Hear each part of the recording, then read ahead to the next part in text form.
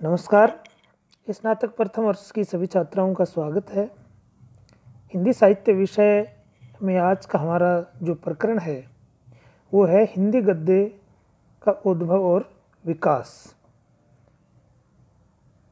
हिंदी गद्य का उद्भव और विकास की जब हम बात करते हैं तो उससे पूर्व भूमिका के रूप में हम चर्चा करेंगे कि हिंदी साहित्य इतिहास के 4 काल रहे हैं: आदिकाल, भक्तिकाल, रीतिकाल और आधुनिक काल। प्रथम जो 3 काल हैं उनमें पद्य की प्रधानता रही है। गद्य नाम मात्र का लिखा गया है और जो भी लिखा गया वो महत्वपूर्ण नहीं है। लेकिन आधुनिक जो काल है, जिसको आचार्य रामचंद्र शुक्ल ने गद्य काल की संज्ञा दी, वो संज्ञा इसलिए दी क्योंकि आधुनिक काल में पद्य के साथ साथ गद्य का विकास भी हुआ और गद्य की स्थापित विधाओं को स्थापित करने में भी सक्षम रहा। इसलिए हमारे हिंदी में गद्य का उद्भव और विकास कैसे हुआ, उस विषय पर आज हम इस वीडियो में चर्चा करेंगे। हमें आवश्यकता इस बात की पड़ी कि देश में जब अंग्रेजी सत्ता लंबे समय तक चलती रही, गुलामी की जंजीरों में हम जकड़े रहे और हमें महसूस हुआ कि हमें इससे मुक्त होना चाहिए, हमें बाहर निकलना चाहिए और इसके लिए आवश्यकता थी जन जागरण की, जनता में स्वाधीनता की भावना भरने की, जनता में अंग्रेज़ों के अत्याचार के खिलाफ प्रचार करने की।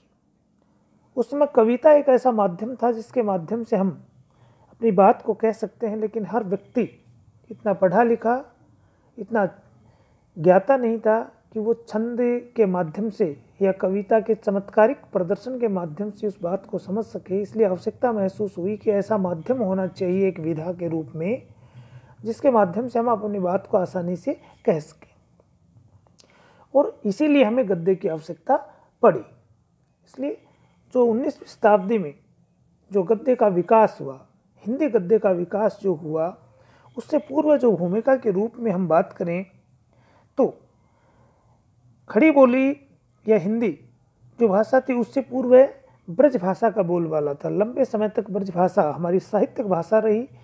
भक्ति काल में अवधि के साथ साथ ब्रज भाषा प्रमुख साहित्यिक भाषा थी और रीति काल के तो संपूर्ण काल में ही संपूर्ण साहित्य की भाषा ही ब्रज भाषा रही है।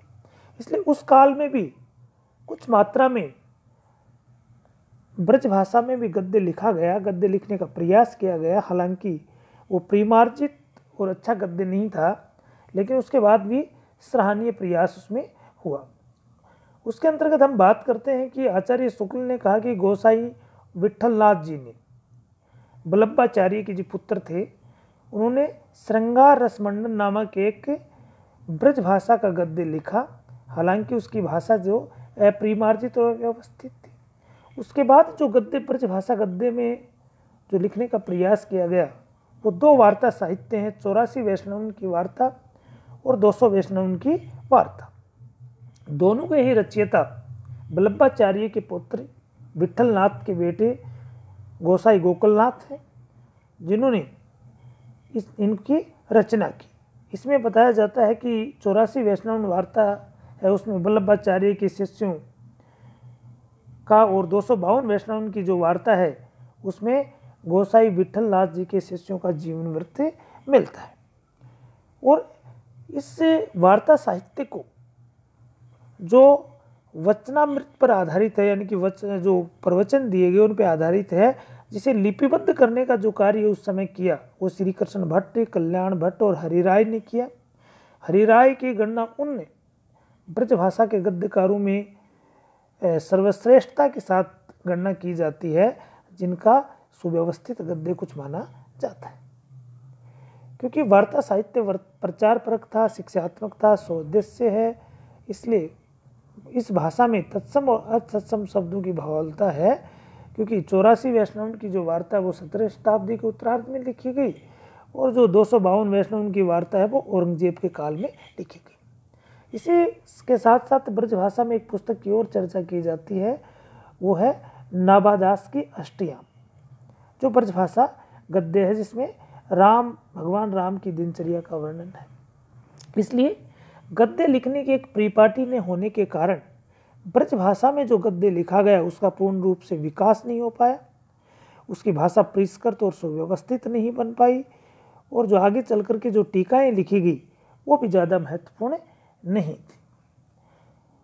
उसके बाद जब हम चर्चा करते हैं गद्य में ब्रज भाषा के बाद खड़ी बोली गद्य की, या हिंदी में जो गद्य भाषा की बोली करते, तो सबसे पहला जो हमारे सामने जो नाम आता है वो नाम है गंग कवि का, जो अकबर के दरबारी कवि माने जाते हैं। और उन्होंने चंद छंद वर्णन की महिमा एक रचना लिखी थी, जिसमें ये माना जाता है कि एक परिष्कृत और शुद्ध जो खड़ी बोली का रूप थोड़ा बहुत हमें देखने को मिलता है। उसके बाद एक दूसरी पुस्तक की चर्चा हम करते हैं, वो 1741 में राम प्रसाद निरंजनी ने लिखा, जिसका नाम था भाषा योग वाशिष्ठ। इसमें जो पुस्तक है इसमें गद्य की साफ सुथरी व्यवस्थित जो रूप है वो हमें देखने को मिलता है। और ये पटियाली दरबार में रहते थे, और कहते हैं कि आचार्य शुक्ल ने कहा कि परिमार्जित जो इन्होंने जो भाषा लिखी थी वो इनकी योग वाशिष्ठ की परिमार्जित भाषा थी। राम प्रसाद निरंजनी को जो शुक्ल जी हैं वो प्रथम प्रौढ़ गद्य लेखक के रूप में स्वीकार करते थे। इसलिए जब हम इनकी बात करें उसके बाद हम चर्चा करते हैं दो जो खड़ी बोली गद्य में जो पुस्तकें हैं, चंद छंद वर्णन की महिमा और भाषा योग वाशिष्ठ। इसके अलावा पद्म पुराण का भाषानुवाद भी किया पंडित दौलत राम ने, वो भी एक साफ सुथरी खड़ी बोली का रूप उसमें देखने को मिलता है। उसके बाद गद्य लेखक जो प्रारंभिक 4 लेखक थे, खड़ी बोली के प्रारंभिक जो 4 लेखक थे उनकी चर्चा की जाती है, जिन्होंने खड़ी बोली गद्य को परिमार्जित, परिष्कृत और स्थापित करने में पूरा सहयोग दिया, अपना योगदान दिया। जिसमें 2 जो लेखक थे फोर्ट विलियम कॉलेज के थे, लल्लूलाल जी और सरदल मिश्र जी, और 2 स्वतंत्र जो हिंदी के गद्य के लेखक थे, जिसमें मुंशी सदासुख लाल और इंसाअल्लाह खां। मुंशी सदासुख लाल थे, उन्होंने सुख सागर लिखा 1818 ईस्वी में, और लल्लूलाल ने प्रेम सागर लिखा 1800 में। सदल मिश्र ने नासिक यतोपाख्यान लिखा, और इंसाअल्लाह खां ने रानी केतकी की कहानी। चारों जो पुस्तकें हैं और चारों जो लेखक हैं वो खड़ी बोली गद्य के प्रारंभिक 4 लेखक माने जाते हैं, जो 2 फोर्ट विलियम कॉलेज से संबंध है और 2 हैं वो स्वतंत्र गद्य लेखक थे, जिनमें मुंशी सदासुख लाल हैं।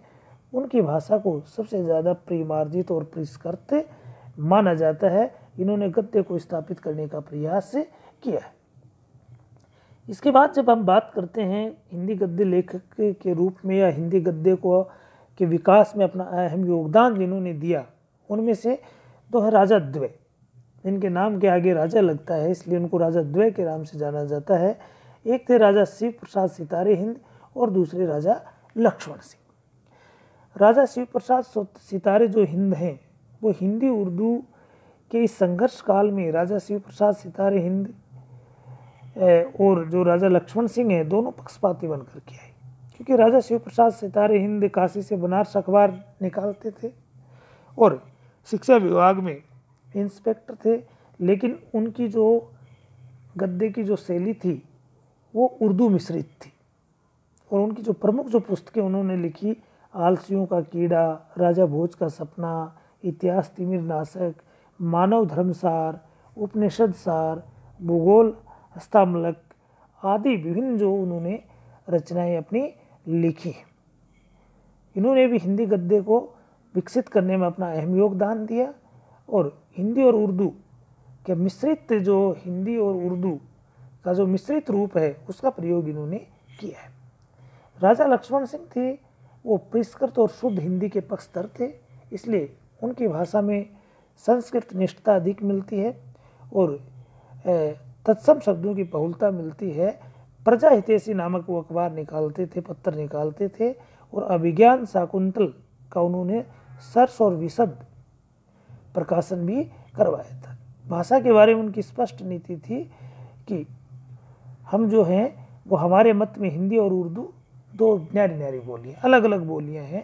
इसलिए हिंदी इस देश के हिंदू बोलते हैं, उर्दू यहाँ के मुसलमानों और फारसी पढ़े हुए हिंदुओं की बोलचाल है।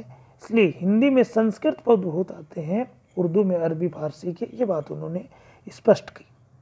इसलिए उन्होंने भी हिंदी के उद्भव और विकास में इन दोनों राजा द्वय के रूप में जाने जाते हैं, उन्होंने अपना योगदान दिया। इधर अगर हिंदी गद्य के रक्षकों में, हिंदी के रक्षकों में अगर बात हम करें तो पंजाब के बाबू नवीन चंद्र राय थे, उन्होंने भी हिंदी का पक्ष लिया और हिंदी गद्य को बढ़ावा भी दिया। इसके साथ साथ अगर आगे की बात हम करें तो विभिन्न जो अन्य जो संगठन थे उन्होंने भी अपना योगदान दिया। जैसे ईसाई जो मिशनरी थी, वो ईसाई मिशनरी ने भी हिंदी गद्य के विकास में अपना अहम योगदान इसलिए दिया क्योंकि ईसाई धर्म के प्रचार के लिए उन्हें इस प्रकार के भाषा या गद्य की आवश्यकता थी जो अधिक से अधिक लोगों के बीच अपनी बात को कह सकें, इसलिए उन्होंने हिंदी गद्य के विकास में अपना योगदान दिया।